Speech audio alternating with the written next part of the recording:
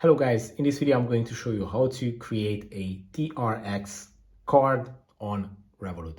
It's very easy. Basically, I'm going to show you step by step how to do it. Just open up your Revolut account and go to the home page. On the home page, go to the top right corner where you can select this card icon. This is going to show you all the different debit cards that are available on your account. It doesn't matter which type of cards you have because this works with any card.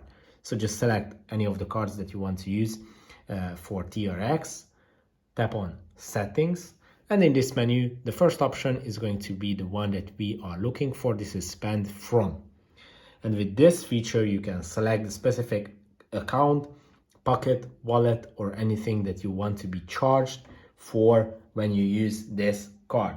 So basically you just have to scroll down and select the crypto that you want to use for this account. And basically when you select it, it becomes that account. Let's select TRX. And from now on, if you save this, your TRX account is going to be responsible for this card, meaning that for any payment, it is going to charge that account. Very easy. I hope this video was helpful for you. If it was, please consider sending a super thanks donation.